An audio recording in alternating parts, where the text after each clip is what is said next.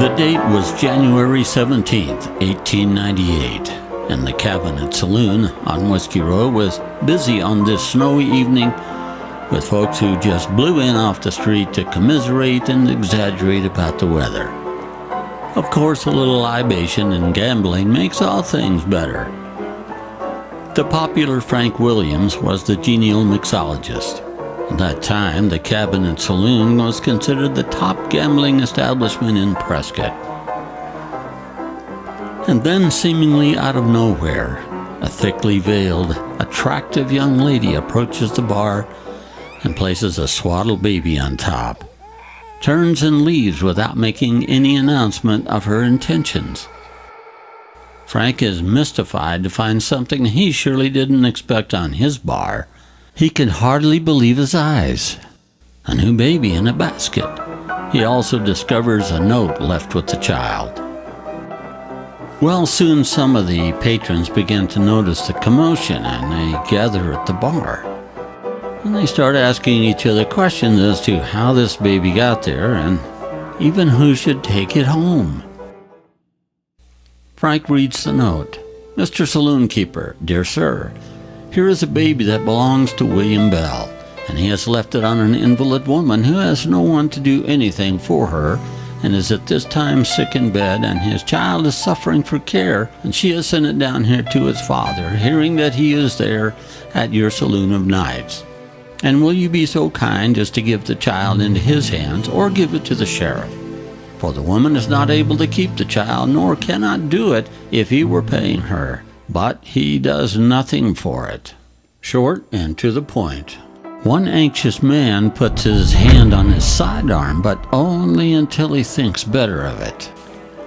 Well, after a little more discussion, the men return to the table and begin to toss the dice at $10 a roll, as they have decided to settle the situation in the usual way. After all, this is Whiskey Row, the gambling center of the great Arizona Territory. As they do, one thinking patron suggests they call for the probate judge, Judge Charles Hicks, who is the one who oversaw all adoptions. They all reluctantly agree and send for him.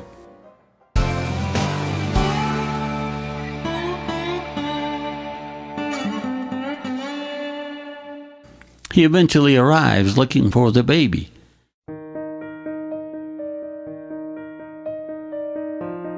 Well, the judge not only took the baby, he took the $300 they raised in the process. At first the men were reluctant, but eventually agree and resume their activities, maybe even secretly relieved.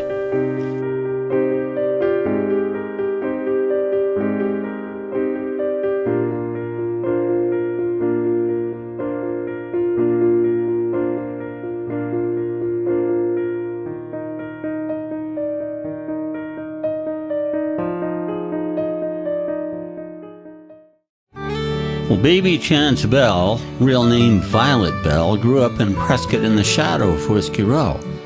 By all accounts, she enjoyed a happy childhood.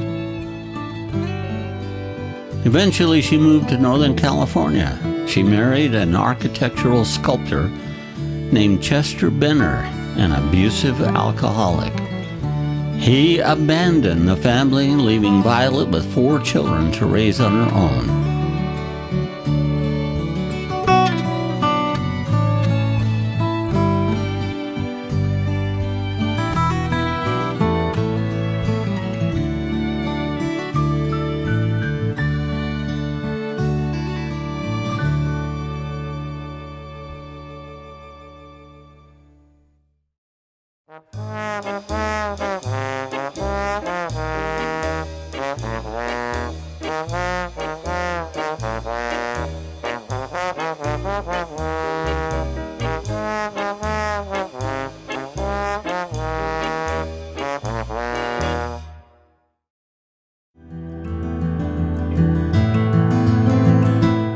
After her children were grown, she decided to track down the father that had abandoned her so many years ago.